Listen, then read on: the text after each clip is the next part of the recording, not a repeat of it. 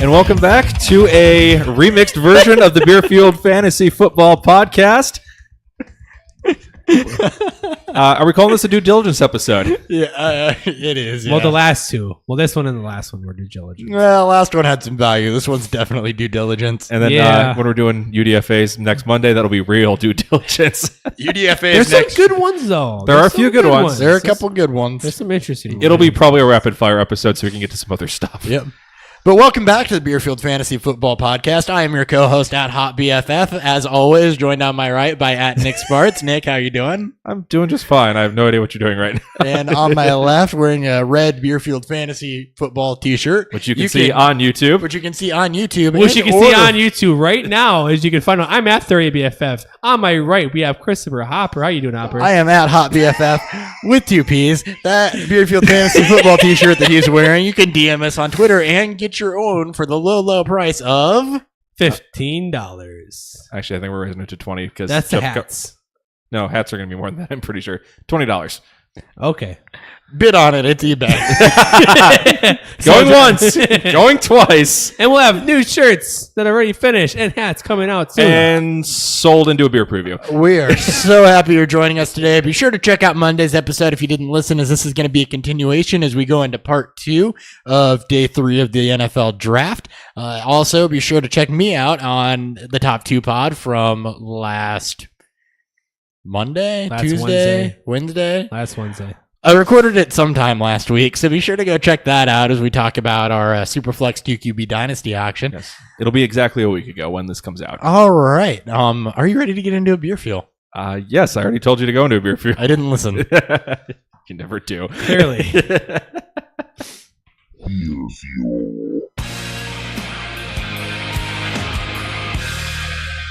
I'm turning it over to you now. All right, and if you do want to find out where we are popping up on various other podcasts, guest appearances, things like that, follow the Twitter at BeerfieldFF, because most of the time they're kind enough to tag us. Damn, I forgot that. And we are on Facebook. Yes, we are. Beerfield Fantasy Football, but I meant to say YouTube, Beerfield Fantasy Football, and Instagram. Beerfield Fantasy Football. You guys are so cute. The name of the podcast. Beerfield Fantasy Football. I love you guys. And Alcohol Field Podcast with a football problem. Yes, which apparently we will have new art on the wall as of next Monday's episode. Yeah, shout out Bit and DJ, who are apparently finally sending us what they were supposed to send us 2 months ago. Although part of that deal was that they bought me a 6-pack too, so I might hold it hostage for that. Well, apparently there was supposed to be a new beer we've never had on before that episode, so they may have sent the 6-pack. Okay, cool. All right, I am down for that. All right. then. On to the beer preview. I already hit the Oh. drop. We're already We got there. distracted. Jesus Christ. We're already there. Come on, Nick. It's a Wednesday episode, guys. All right. We got Due diligence means we're drunk. I forgot to pull up my notes for this. All right, well, you got time to do that? Well, we kick off Pebbles by Penrose Brewing. First time for them coming on the show. Pebbles. They're in the western suburbs of Chicago and Geneva, Illinois. It's a dry hopped or triple dry hopped Midwest style IPA. Clocks in at 7%. It's triple hopped and only coming in at 7, but we'll give you a full review once we get through round 6 Triple hop cube. and before we get to round 7. Draft recap. Whoa. Say what? Say what? Word. Shit. I love that drop. Womp. Whoa. Hit the drop. Don't All have right. the job. Kicking off round 6 at 6:01, Damian Ratley goes to the Cleveland Browns. Back-to-back episodes, they're kicked off by the Cleveland Browns. Actually, 3 of 4, I think, were kicked off by the Cleveland Browns. Well, they were the worst team, Nick. Who? Damian Ratley. I didn't watch his tape. Did you guys watch his tape? I did watch his tape. What did you He's think? super athletic. He's got a solid height. He is super raw. So he's a football So, practice squad. He's a football player. I'm Good. reasonably confident, yes. Good. He was drafted to be one. So you never know. I mean, look at Hayden Hurst. He's a field baseball player. Yeah. He could College be- production wasn't there. I'd assume he could fill in as a returner if he needed to. Yeah, he's super fast, so Yeah. quite possibly. That's what I Practice picked up, squad. is that he's probably likely a returner, but he could be a practice squad guy also. Yeah, and he's behind at least 4 people, possibly more. So, Yeah. yeah, practice squad. He's got to make the team. Yep. Oh, shit. What'd you do? I forgot to watch Ray Ravencloud. Oh, well, you didn't miss much. I'll go over him in a moment. Okay. Then one of our favorite players did slip to the 6th round here. This hurt the fantasy community as a whole. John Kelly was beloved by most until he ended it in the landing spot that completely destroyed his fantasy value for the next Forever. 2 to 3, 4, 5 years. Until he's gone. Until he's no longer in this place. His fantasy value is destroyed. The only value he has is that he's a backup to Todd Gurley, who can fill the same role that Todd Gurley plays, not quite as well. Or if they don't want to give Todd Gurley 300 plus touches, that could also be beneficial to him. There's actually some value to it. So I did deep dive John Kelly just because we loved him so much before this. So I was like, he slid a 602, goes to the Rams. He's probably immediately the second most talented running back because I like him more than Malcolm Brown. He is a handcuff to Todd Gurley. I think he is too. So it is it's not a good landing spot, but it could be worse because he should get some change of pace work as the pass catching back. I think they're going to try to bring Gurley probably down close to 300 touches instead of 350 this year. That was my thought on where his value lies, is that they try to preserve Gurley a little bit instead of making him tote it 350, 375 times. Probably smart. And then Malcolm Brown had 72 touches last year. So if you take the 343 minus the 43 on that from Gurley, add 72, you're at about 110, 120 touches. Not great, but it might be a bye week He fill-in. could be fantasy relevant. I mean, like, In deep look at leagues. Austin Eckler. Yeah. Came out of nowhere, And he was more, and he was And- completely blocked by by Gordon, and he filled the role. And Kelly is a really good pass catching back. He's good in space. He runs through tackles. And also, I think that if anything happened to Gurley, Kelly would be the next guy up. I think he would be the handcuff, yeah. So he's got some value. He's not completely useless in the 6th. He's not dead. Just the dreams of him possibly being a feature back are gone for now. He's not So he's a dead Greyjoy? yet. He's what? So he's a Greyjoy. What does dead but never die? He is a Greyjoy Okay. until he retires. Anyways, And then moving GOT on from fans. that, Deion Kane goes to the Indianapolis Colts at 6'11". I mean, given their severe lack of depth, it makes sense, but we weren't typically high on him. He's very flyer worthy because of where he landed, but I mean, you're taking is it Fountain? Is it Hogan? Is it Chester Rogers? Is it Deion Kane? Who is it? Whichever Nobody knows. one I can buy the cheapest and stash. Right. So you can probably pick up Kane. I don't know. Is Kane being drafted? Was Kane drafted in our 16 team? Before Fountain was. yeah, Because I got Fountain. I had as him one of higher last on my picks. list. I think Fountain and Hogan are probably better athletically than Kane is. Kane wasn't terrible. Don't get me wrong. He's fast. He's not much else, though. No, and T.Y. Hilton's already fast. I've already got fast. Yeah. They got fast locked. I was not overly impressed with Kane when I watched his tape. He was real fast, but as soon as he caught the ball, he was terrible with the ball in his hands, which that's something that like really impresses me when I see a receiver who can take the ball and do something with it. Kane seems to fall over immediately. So not so bueno. So yeah, I'm not a big fan of Deion Kane. The only reason he's of note is because of how just depleted that depth chart is. It's because Somebody he's in has the to notes. step up. Someone has to step up. Some- Who's it going to be? Somebody has to. Somebody does have to. My money's on Christian Hogan. All right. That's why I drafted him. Ray I love that McLeod pick. goes to the Buffalo Bills.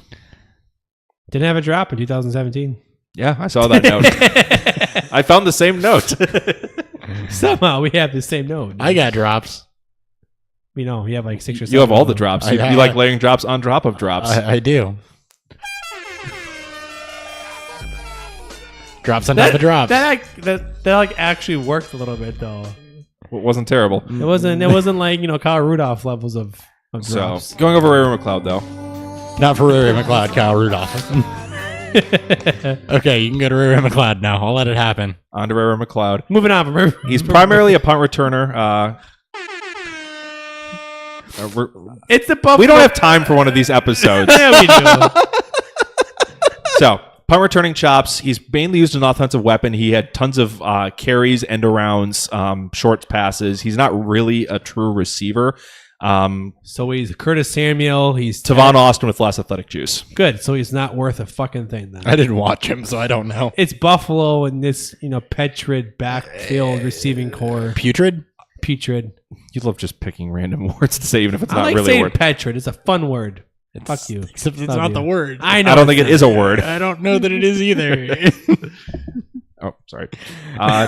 Moving on to something more fun. Dylan Cantrell goes to the LA Chargers. I actually like this a lot because Tyrell Williams is on a 1-year deal, and I don't think he's worth anything at this point. Benjamin can be cut kind of whenever they want to cut him. So Dylan Cantrell's, he's big enough, he's athletic enough, he can play outside, but with Mike Williams and Keenan Allen, well, Keenan Allen can play the slot though. Keenan Allen does play the slot. Play the slot. So Dylan Cantrell can lock in outside. He's a good blocker. He had the ability in college and being older to see the field immediately. So watch Tyrell Williams and Travis Benjamin close. He's worth a late round flyer. He killed the combine. So Dylan Cantrell is a very interesting person to watch here for me. And it's not like Mike Williams is really. I mean, I know he was hurt, obviously, but Dylan Cantrell does have the ability to maybe even beat him out for targets. He could. They're very different types of players, though. They are. So hopefully, ideally they'd complement each other, not steal from each other. Well, I think if you have Williams and Allen and Cantrell all on the field, that you've got some really good compliments there. Yeah, because none of them are the same type of player. No, they're not. Okay. Moving on from Cantrell, though, because we hyped him up pretty much in our wide receiver 2 episode, I believe. You're welcome for that. Moving on to Russell Gage going to the Atlanta Falcons at 6.2. He had, I believe, 26 catches in college. Oh, it was the Falcons? Because you have the Receiver? the LA Rams written down. I corrected it on my notes, I guess, and It's forgot the to go through Falcons. the I have the Falcons written down. Oh, well, that changes my outlook. Receiver? Yeah, he's a receiver to the Falcons. I didn't watch this film because He's not going to be anything. I mean, he was a dual threat, kind of. I think he had more rushes than he had receptions. Yeah, he had a lot of end arounds, real fast, very athletic, but didn't really seem to run many routes. Taylor Gabriel? replacement? Taylor Gabriel, yeah, he's bigger because Gabriel's real tiny. Most people are bigger than Taylor Gabriel. This is true. We're going to do a 4-year-old Alonso that was knows. bigger than Taylor Gabriel. That 4-year-old should see a doctor. Giganticism. Yes. So Sanu is probably leaving Atlanta in the next year or two, and that would be the most likely way for Russell Gage to see any snaps. He would be the 3 behind, obviously, Ridley and Julio. And Yeah. and anybody else they draft they between draft. now and then or sign. True. Yeah. This is not a guarantee. We're late in the 6th round at this point with a guy who we didn't even review before the draft. Not really a high priority name. Nothing's a guarantee. But he's athletic enough that I saw on tape, especially his ability to just create separation. If he can get a guy off of him and get into space, that he might be worth something. So a name to watch and see if he gets any preseason hype at all. Luke Falk goes to the Tennessee Titans. Oh, you got to boo him like he's Goodell. I do. Yes. I mean, he sucks. He's terrible. Yes, we hate Luke Falk. We're the only ones that hate Luke. Like so many of the draft experts love him. Yeah, For and then what reason? And then he went in the late 6th round, which was still too early. Yeah. Yep. To Tennessee, where he's not going to unseat Mariota. Well, he's not going to unseat Mariota. Mariota has yet to play a 16-game season. So he's Big Ben. Whoever wins the struggle fight between Blaine Gabbert and Luke Falk for the backup spot probably sees the field this season. I think it's Blaine Gabbert. My money's on Blaine. My Gabbert. money's on Blaine Gabbert. Luke Falk's the 3rd, if he even makes a fucking game. This is true, but if he does, we've talked. We too much might about Luke, see Luke Falk. we That's have all ta- I'm preparing We you have guys talked for. too much about Luke Oh, Falk. Falcon A. Falcon A indeed. Well, Falcon A. Boston Falk. Scott to the New Orleans Saints. Intriguing. Sounds like a dog name. It does. Sounds like a dog. Boston Scott Terrier or something. Yeah. Anyway, Ingram and Kamara have this thing on lockdown. This, at best, is a Travaris Cadet role. Yeah, and he will be a special teams player. He's a great punt returner. He's not the type of player that even when Ingram's gone, he's not going to replace him. So No, because he's more similar to Kamara than he is to Ingram. he is. So he's a depth nobody. Yeah, this was I flagged this as a special team pick. Yep. Tanner Lee to the Jacksonville Jaguars. Can we move on from this pick? This is fucking terrible. Hold on. I had forgotten this was a Blake thing. Bortles 2.0. No, Worse Blake it's Bortles. worse Blake Bortles. Exactly. But he has a huge arm, so if they can That's it. So if they can somehow they just signed Bortles for 3 years. Yeah. So if they can somehow harness it and get him to calm the F down, he could be a viable backup, but it's a 6th round pick late that you're taking a flyer on that has huge arm talent. So I don't hate it. It kind of makes sense. You don't want him to be your backup, but if you can sneak him through the practice squad. Well, unfortunately, That's all he's worth. these are the quarterbacks they have on their roster right now. Tanner Lee, Blake Bortles, and Cody Kessler. I got my money on Cody Kessler before he gets hurt. Cody Kessler's a more viable backup. Yeah. I agree. That still is not confidence Tanner inspiring. Lee's going to end up with more picks thrown than completions. So he's going to Nathan Peterman himself? Yes. It's your entire job, Blake.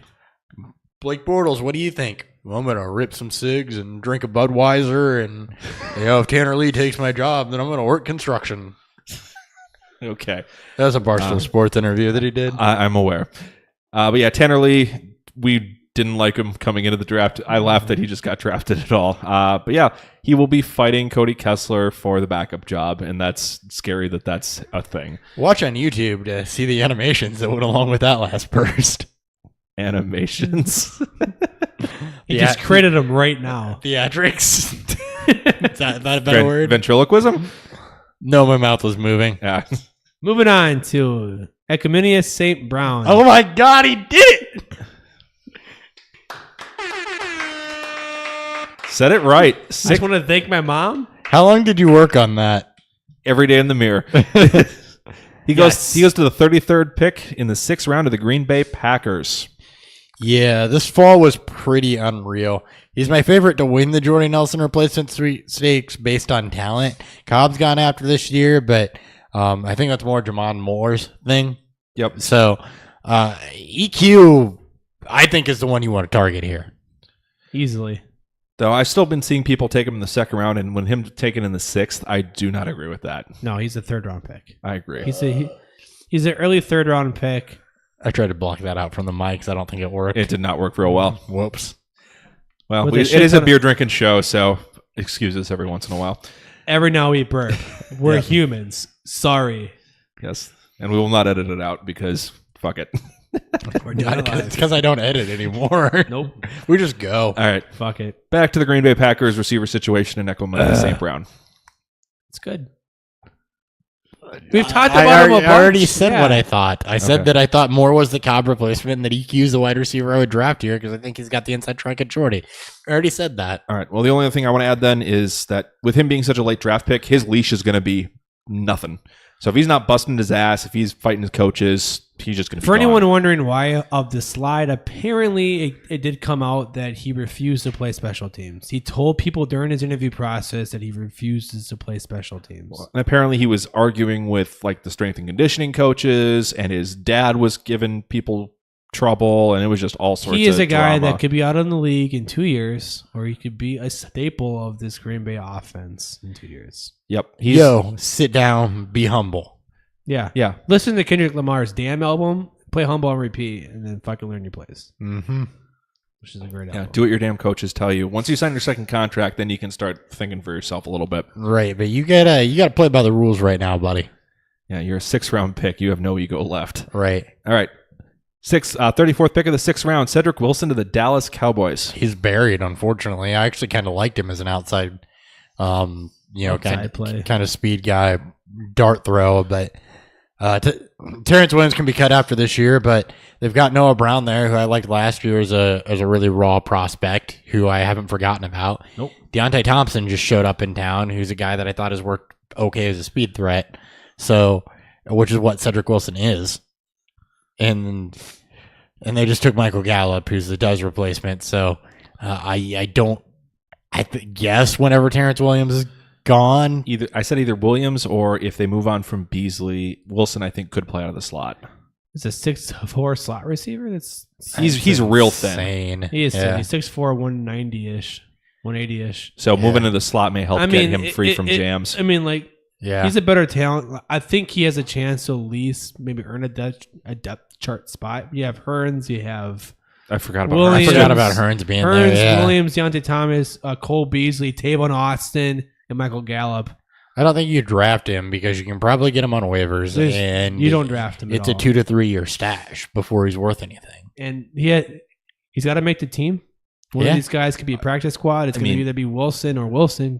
I mean, I don't see... I mean, from my perspective, I don't think he can possibly produce year 1 or year 2. So he's just keep an eye on Dallas. If he flashes at all, You just got to trade for him later. It's mainly for injuries. If something happens to guys above him, I don't see him being anything at this point, though. All right.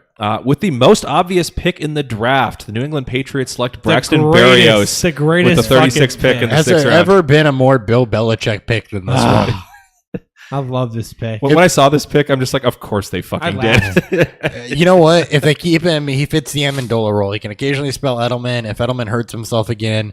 Otherwise, Edelman's got 2 years left on his deal. I loved watching Barrios' tape. He's super small. He's slightly bigger than Switzer, but barely. But he has the same hands, the same arm length as Switzer. He's got T-Rex arms, but he works over the middle. And for a guy his size, he's got heart to him. He fights his fun. He's fun to watch. He's got some Cooper Cup to him as far as the hard hat launch pail stuff over the middle. It's definitely a Belichick type of receiver, but as long as Edelman's there.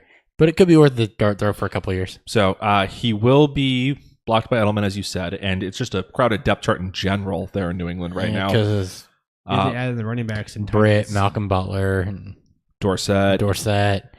Kenny Britt's still there, I'm pretty sure. Yep. So there's a lot of people, but he should win the punt returner job. Yep. That's what keeps him on this team. Yep. Jordan Thomas to the Houston Texans.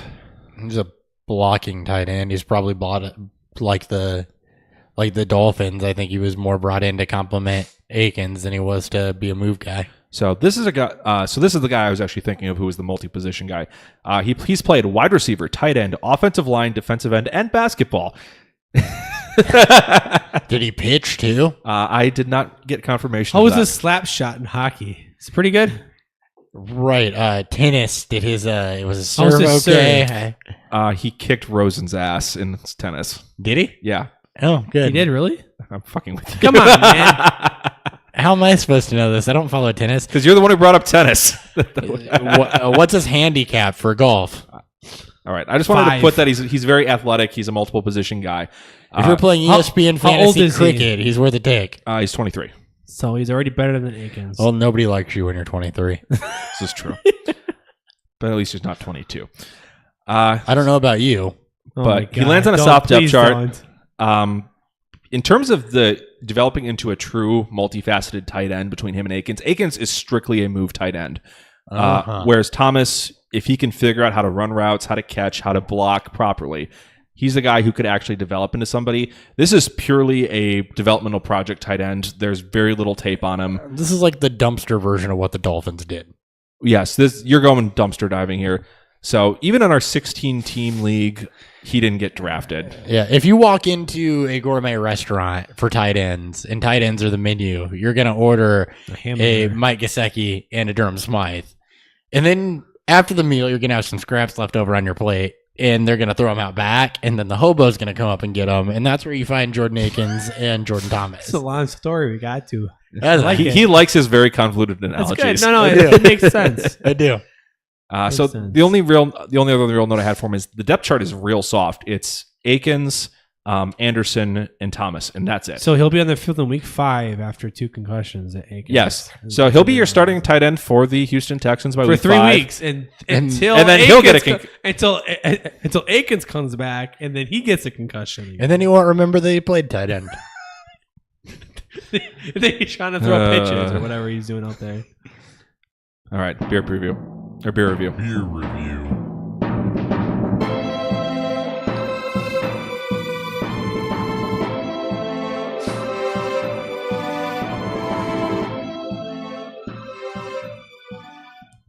So what did you guys think of our inaugural Penrose beer, Pebbles? I like it. It's got some a little bit of fruitiness to it on the front. There's not a whole lot of hoppy bitterness at all. Not a whole lot of alcohol taste. It actually finishes really smooth. But I mostly get fruit notes off of it up front. Fruit notes, a little bit of skunkiness, not nearly as much as the one we had on Monday's episode. That was Fly You Fools. Yeah, I did not just bite into a pot brownie. But in a good way. Yeah. This one was definitely more of a mellow dry hops, but just got a hint of skunkiness, a little bit of fruitiness. It's kind of a lot of different things you see of different IPAs, but just in very kind of mellow notes of it. Yeah, I like it a lot. Very, very drinkable for a 7% IPA. It was a lot better after the 3rd and 4th taste for me. We've had that with a few beers. Some things are. Yeah. Yeah. Sometimes it just takes a little bit longer. So, and that's definitely a tip. Don't hate a beer on the first taste. Give it a third of the can before you drink write it half off. the beer. Because a lot of times Then you're going to don't come drink. in, have an expectation based on the description, and it might not match that, or you might not know what to expect, and it might catch you off guard. So give it a little bit before you judge it. That's what we do is halfway through the episode, not here's a sip. Okay, let's judge it. Yeah, Or you change your beers and you You go from a porter stout to a triple hop IPA. Your palate may need to get refreshed a little bit. A little bit different. Indeed. All right. Anything else you want to add on Penrose before we move on to round 7? Nope. Oh, all right. Well, thank you for coming on the episode. Let's start off with Danny Etling going to the New England Patriots. I know that at least me and you, he caught our attention as having some potential. So I think we might have been the only people outside of apparently Bill Belichick that liked him. I think so too. But ultimately, if they develop him, he could. I mean, at worst, he could be a backup, and then maybe get paid down the line as a transitional guy. But at best, if they can develop him, I think that the guy had some talent. He was just trapped in the albatross at LSU. Yeah, he went from Purdue, offensive powerhouse, to LSU, maybe even worse when it comes to their passing game. He flashed a little bit of arm talent on camera. He when I saw him on film, he flashed some athleticism too. Yeah, he was decently athletic. He seemed to at least be trying to make reads. He was hitting chark deep. He had some arm talent.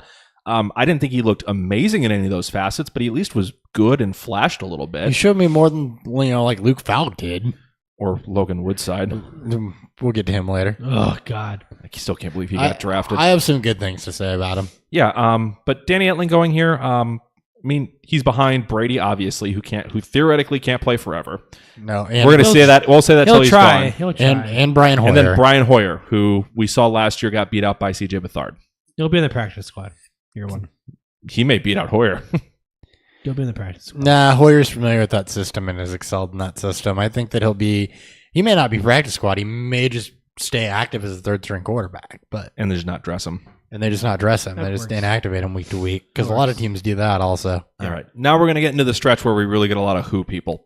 Alex McGough to the Seattle Seahawks. I didn't watch him. I looked at his college productivity. He never threw for more than 2,800 yards or 13 touchdowns. I don't even know why this is a thing. And Magoo? Other than Magoo. Yeah. He was not even on my radar. He wasn't on anybody's radar. Like at least the guys like Fountain. No one watched him. Like Fountain and stuff were like, we didn't watch him, but we at least we heard about them. Yeah. Nobody watched this guy. And nobody, if they did, they didn't have anything good to say. So I don't know what the hell this is other than the fact that didn't Seattle's backup quarterback, Trayvon Boykins, have some...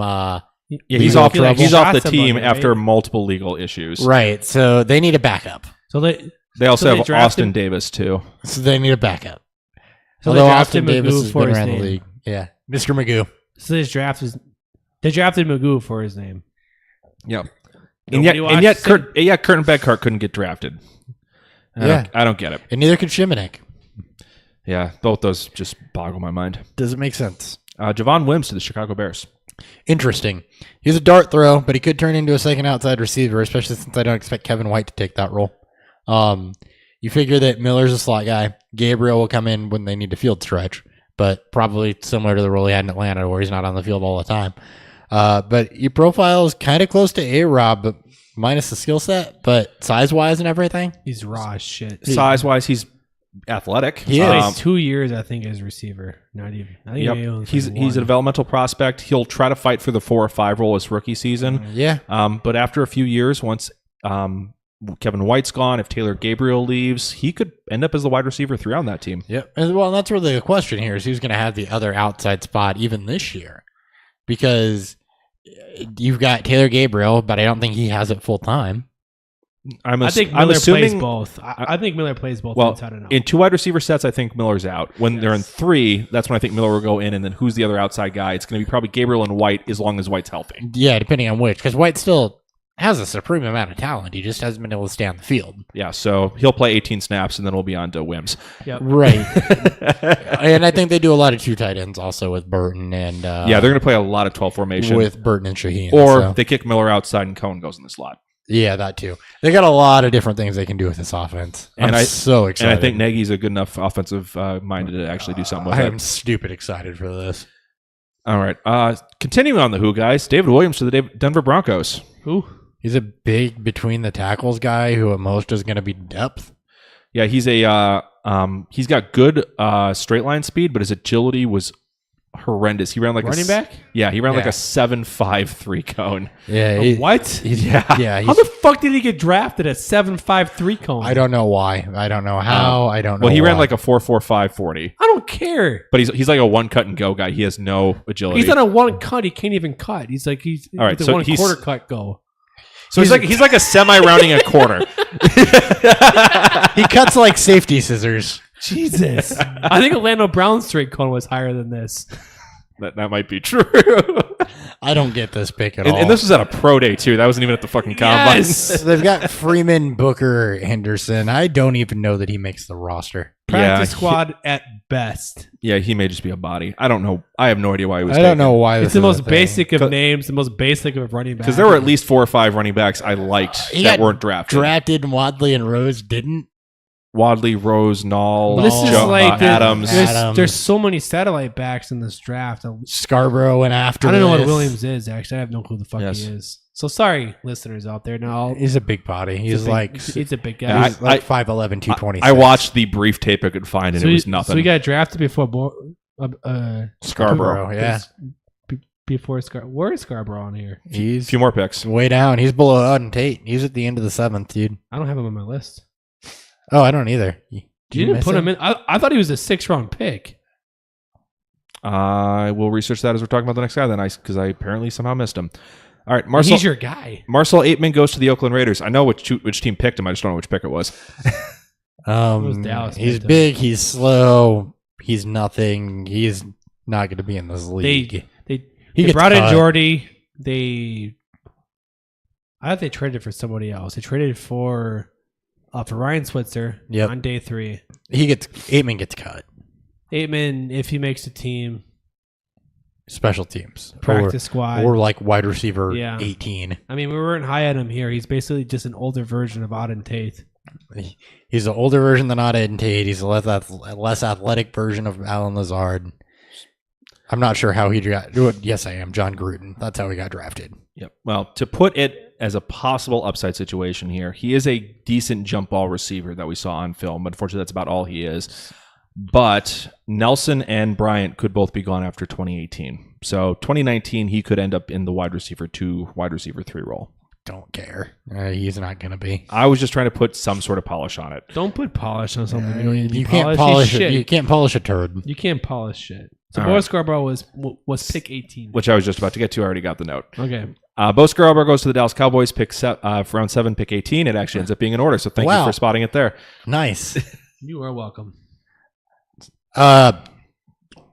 He's the backup. McFadden replacement. Yeah. Yeah.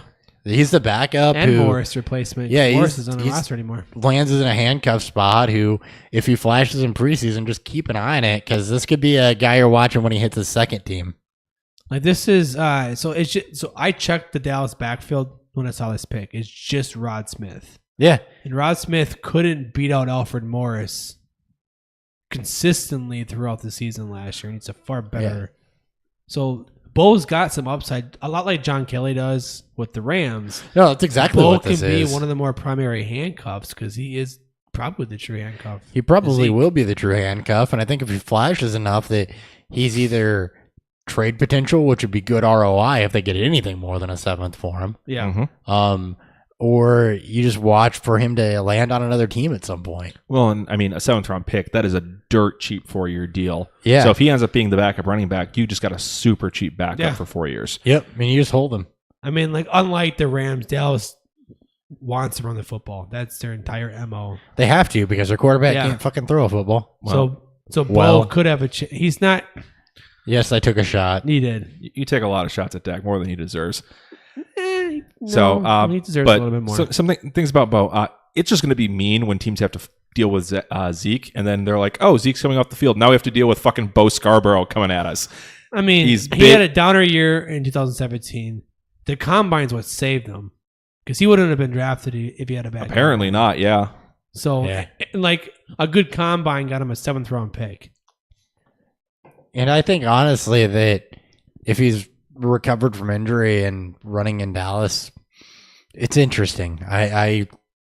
This isn't like he does have because I put Bo down as during my article. I think Bo could have some redraft value, especially if Zeke fucks up again or gets hurt. Yep. Well, he fucks up again. He might be out of the goddamn league. Yeah. Yeah.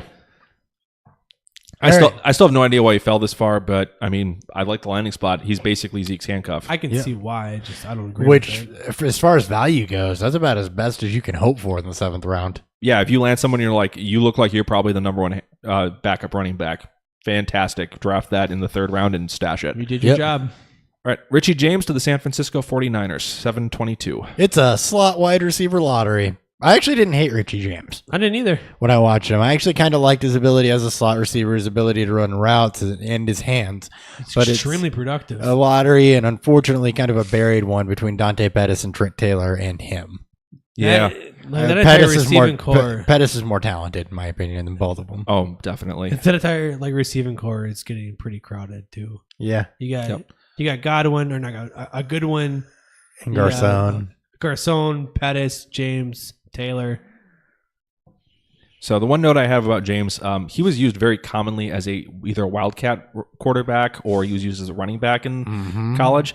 So I think they're probably looking at him less as a slot receiver, and he's more of an offensive weapon guy. Gadget guy? Yeah, so he'll get 3 to 5 touches a game. So not enough value. No, he won't be fantasy relevant.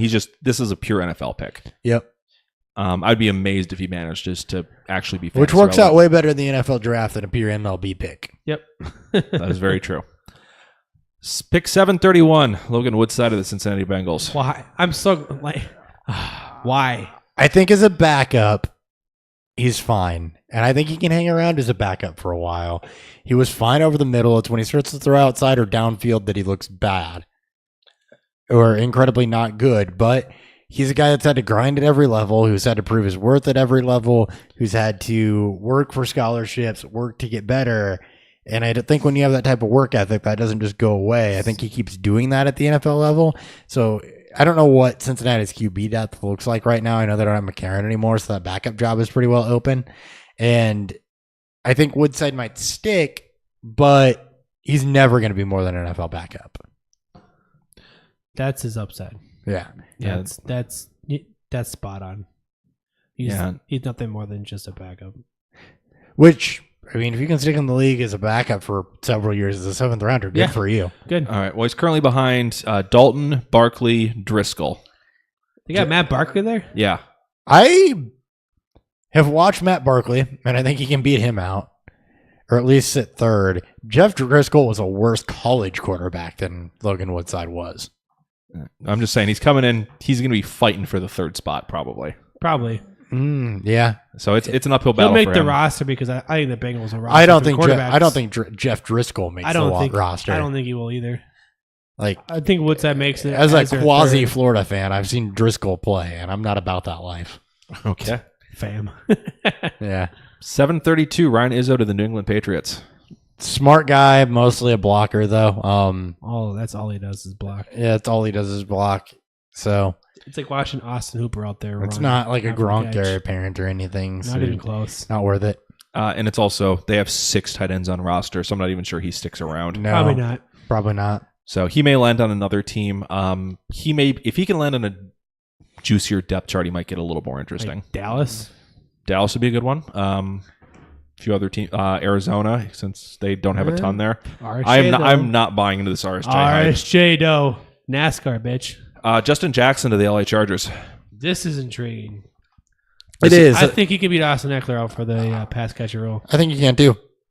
and that's where his That's the value question. comes. My vote's on yes, he can. I actually had that note down. Can he beat out Austin Eckler? And yes, he can, in my opinion. He flashed hard, or Eckler flashed hard last year, but I still like Jackson more, I think, just from what I saw on college tape. He complements Gordon decently. We saw last year with Eckler that they're willing to spell Gordon from time to time and give a guy enough touches to be fantasy relevant because Eckler was towards the end of the year. So it's something to keep an eye on. I don't know that it's more than that, but it's something to keep an eye on. If he beats out Eckler, he is worth being owned in deep leagues, especially just as a Either extra bye roster week guy spots or or whatever 14, he's- 16 team. bye week definitely guy, worth yeah. being drafted in dynasty leagues if you're in the deeper rounds. Absolutely. My money's still on Eckler just because he's had a year in the offense and he looked good. And this was not a high investment. Neither was Eckler. He was a UDFA. But I'm saying he came in and produced for a year, so that kind of helps wipe a little bit of that Yeah, stank away. that's true. They're almost identical builds too. So basically have two of the exact same player for that role now. You mean to tell me a guy that was picked at 733 isn't a high investment? Nah, A 7th round supplemental pick isn't a high investment? no. He was the first supplemental pick, though. So I do like Jackson, though, if you're real deep in a rookie draft at this point, with how shallow it gets at running back once you get after the first 8 guys, he's a great kind of wild card to be like, I might get a PPR back out of this. On Tate to the Cincinnati Bengals. Let's make this fast. Third tight end on the roster. Yeah, he's a 3rd tight end. I honestly hate to say it, but he's at least different than the other guys, though, that they have there that are vying for that 2nd receiver job, unfortunately. He's actually a red zone threat. Yeah. He's actually pretty fucking good at being a contested. He's young. He's 21 years old. As much as we shit on Auden Tate, he's got youth and that upside to him. And an offense that Dopper just said, he's different from Green, from Boyd, from Malone, from Ross. Because he's the only from guy, Erickson. he's the only outside guy there that has size. Yeah. It's like Lazard going UDFA to Jacksonville. He's the only guy there that has size. So I don't know what that's worth, but his hands are better than Brandon LaFell's. My hands are better than Brandon LaFell's. This is true. I think Randy Moss on the now, table's hands is better than their depth chart is LaFell's. stupid crowded. They have 10 receivers I just now. named off probably their top 5. And then they also have Cody Core and a few other I people. I forgot care. about Cody Core, but still, he's different than everybody they have on their roster. No, he absolutely is. So they may find a way to get him on the team just because they're like, hey, you're different. The only guy they have like him is Tyler Eifert.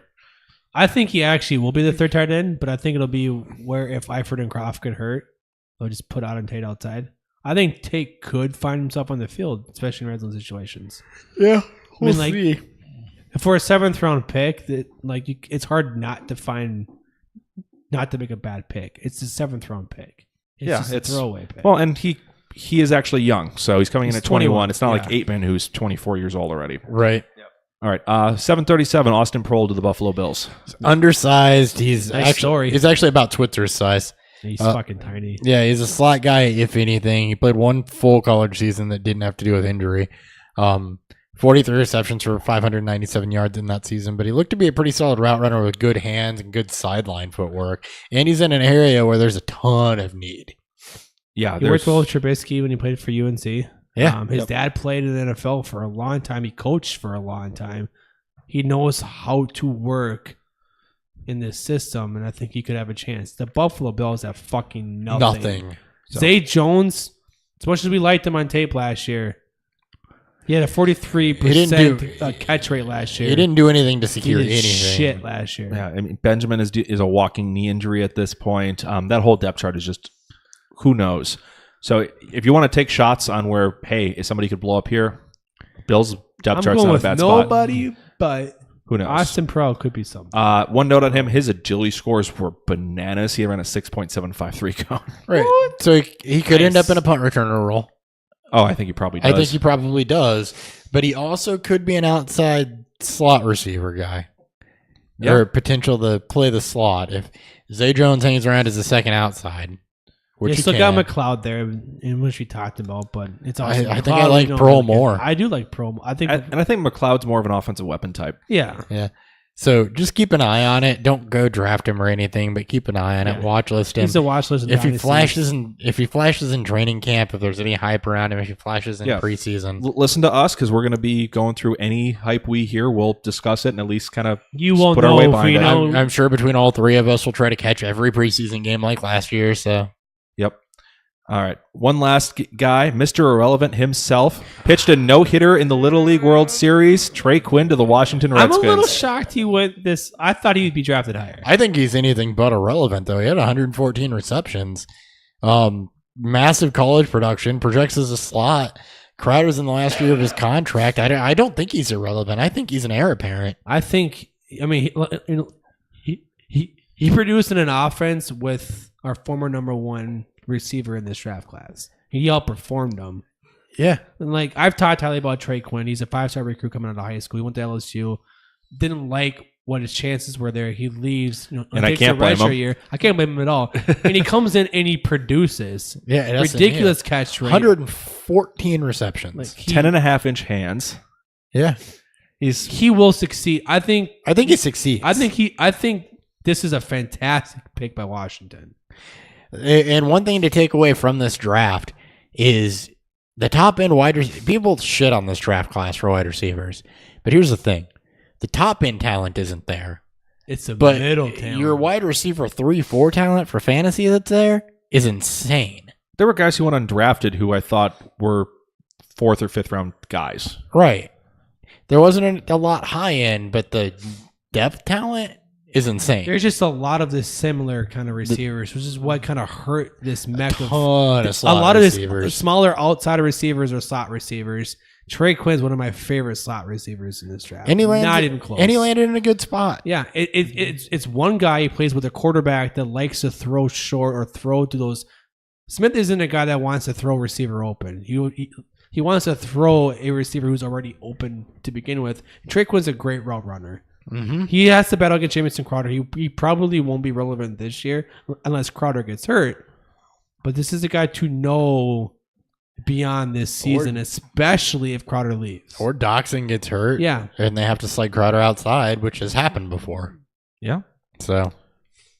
Yeah, and that's a wide receiver depth chart that's in a bit of flux right now, too, because they have Crowder and they might have something in Doxson, but they're not sure. And after that, who knows? Nothing. So, yeah, he landed in a really good spot. I suppose Paul Richardson, which is Yeah. also They overpaid Paul bit of a Richardson. question mark. He'll be Right. there.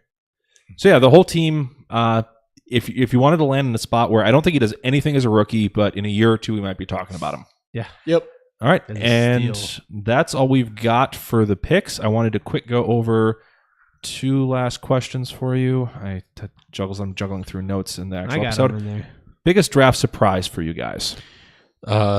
The fall of EQ, I think, was the biggest one for me, just because you hadn't Put really that heard. down. You haven't really heard any. I didn't even know the question. I'm just spitballing, but you hadn't really heard anything pre-draft about any, red flags or anything like that with him. So you expect him to be around 3 guy at worst, and then he goes to around 6.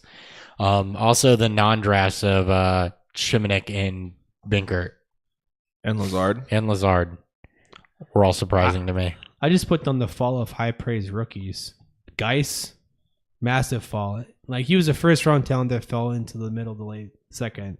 Obviously, as we just talked about, in John Kelly. John Kelly was supposed to be one of those back end, high end running backs that if he fell into a spot like Tampa Bay or for the Colts or Denver, he could have a chance to be relevant this year.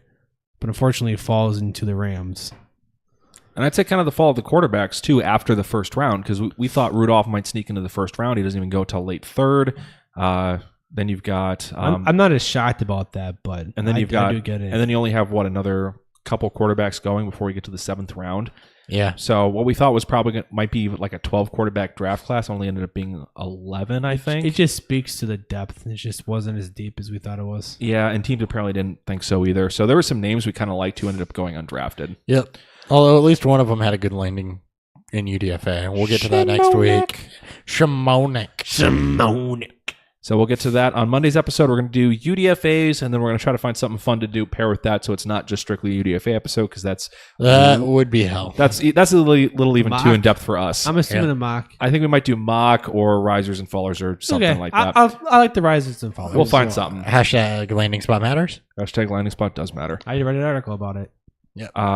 And then speaking of articles, we are trying to finalize some few things on the site. We don't have an ETA yet, but that hopefully will be up in the next few weeks to a month. Until then, watch our Twitter, because we're trying to get comfortable with it and get familiar with it or whatever. So there will be things that we're just tweeting out as Google Docs to go read. So Yeah, so I went through every single skill player that was taken except for apparently Bo Scarborough, and posted those out online for you guys. I know. I did a full reaction to rounds 2 and 3. And then Dan did a value at each round. Yep. So keep an eye out for some more. redrafts. Keep an not eye out for for some more articles. We're just going to try to keep working on that. So also once we actually launch the site, we have some stuff to throw on it too. Yep. So thank you so much for Some of it's already there. It's just not live. Yes. You did have one more question. I don't know if you want to ask it. You are right. It's the draft takeaway question. Any draft takeaways that we learned this year? From just our process, or What we did, anything that you thought going into the draft that you now think you've changed your mind on? How landing spots completely killed an entire position group this year in tight ends. One tight end's relevant, I think, this season. Maybe 2 Akins. maybe 2. Well, landing spot, we obviously knew that mattered. That's been the theme for this draft. I know. It just killed an entire position. Not overvaluing middling talent quarterbacks, I think was one of them that I learned. As far as the gap there, because there are a lot of guys that we thought could be something or flash some things that apparently the NFL doesn't value that. And then I think the other one is we may have been in a little too deep, but at the same time, you're never going to get everybody. No. Yeah. There's always a guy, like the guy from Australia. Yeah. That the Eagles took. I mean, there's always some guy that nobody watches. It just kind of sneaks. I think next year we may add a few players, but this is about as deep as I want to go. Yeah, I don't typically. And even then, it's more like registering what guys could be. Like, try to maybe go off like dominator rating or breakout age, like something that could tell us a little bit. I think more. we folded more things into the draft process this year also, and at least as far as overall valuation, like advanced metrics, like you mentioned, like we paid more attention to the combine. I think we talked about trying to go to the combine next year. I want to do that next year. And then just folding everything together like that from different areas and using that as we pull in to evaluate players and just continuing to refine how we evaluate players. All right. I made one more note. Just don't let draft capital destroy your thought on a certain player. No, it shouldn't nuke them, but you should adjust. Good and bad. Yep. Yes. Don't a guy that goes in the second and third round, maybe. Yes, you want to obviously pay attention to him then more, but if you don't like him, you don't like him for a certain reason. Yep. I.e. Ronald Jones. I know. I'm just opposite saying. for EQ for me. Yeah. Penny would be my early example. Exactly. Penny's another one that I did not, even because of the draft capital, I did not like majorly bump him up. Yeah, he's still a first rounder for me, but I didn't bump him up into the top just 5. don't make now. it too egregious. It's obviously there for a certain reason, but just don't make that for your... Don't base it all on that. Don't forget what you've watched. Yep, that's just one, as we've discussed before. It's just another piece. Yep, not the whole story. All right. One last announcement. We had already purchased the tickets, but we haven't actually announced it officially yet. We're going to be in Dallas. We're going to be in Dallas. We're going to Dallas, guys. July 13th, 14th, 15th for the National Fantasy Football Convention. We will be there Friday night. We'll be driving in that day, checking in the hotel, and racing over to the convention center. We did grab the for the kickoff party. Yeah, we grabbed the MVT ticket, so we are going to the kickoff party. Can't pass up alcohol and a chance to hang out with people. And then I want to meet Westbrook. I'm excited. Didi, 6 feet under himself. 6 feet under himself. That'll be an awkward interview. That'll be fun. How does it feel like to be known as DD 6 feet under Westbrook? What? I didn't know I was known as this. What the fuck are you? Is he throwing Mankind off a Hell in the Cell? Yeah. So we will be at that convention. So if any of you guys are going, tweet at us so we can try to meet up. We will have merch with us if you guys want to buy it there. We'll sell it at a discounted price if you buy it in person. Try to do some hotel room recordings, hopefully. Yeah, we'll try to meet up with some of the guys down there. I know Mitchell Rentz lives in the area. I think Kyle Richardson's planning on being there. Some guys we talk to on a regular basis. If anyone else who's coming down, if you are in the podcast and all tweet at us so we can try to meet up. Or a fan, because it's open. Just let us podcast. know. Yeah. I meant specifically for the recording part. Yeah. Get with even us, with fans. I'd probably take whoever at this point. Depends how much you've been drinking that day. Right. Depends what time. That too. So that's the only big announcement we have at the moment. Other than that, I just wanted to give a quick shout out to the YouTube channel, Beerfield Fantasy Football. We are working on growing that. We do live streams there in the fall, so if you want to catch those, do Q&As with us in the morning, please subscribe. We generally do those at about 10:30 in the morning before kickoffs on Sundays. Mm-hmm. And then other than that, on Twitter, we're Beerfield FF individually. Across the table from me, we have Dan Thury. At Thury BFF. To my left, Christopher Hopper. At Hot BFF. I am Nick Sparts. At Nick Sparts. You have 2 P's. Yeah, I was going to say with 2 P's, but I almost said with 2 F's. And with 2, because I didn't say it. I don't know. He's all thrown off. Be sure to follow us on Twitter at BeerfieldFF, though, to catch our guest appearances this time of year. We're not just on our shows. We're popping around to different places. We're on podcasts. We're in other people's articles. We're doing mock drafts with people. We're all over the place. But if you follow us on Twitter, that's where you can always... We're like herpes. Many mock drafts. It will always be there if we pop up someplace else. Yeah, because Twitter seems to be the main fantasy platform that we found, so... We're in something. Seriously, if you want to keep track of where we're at, we're man horse. Twitter. We are literally in everything. Which I barely used Twitter before a year ago, and now it's all I basically use. I live on Twitter. I use it more than I ever have. I use it more than Facebook now. All right. Well, thank you so much for listening, guys. We'll catch you next week with UDFAs, and we'll catch you next time on Beerfield Fantasy Football. I gotta pee. See ya. And we're out.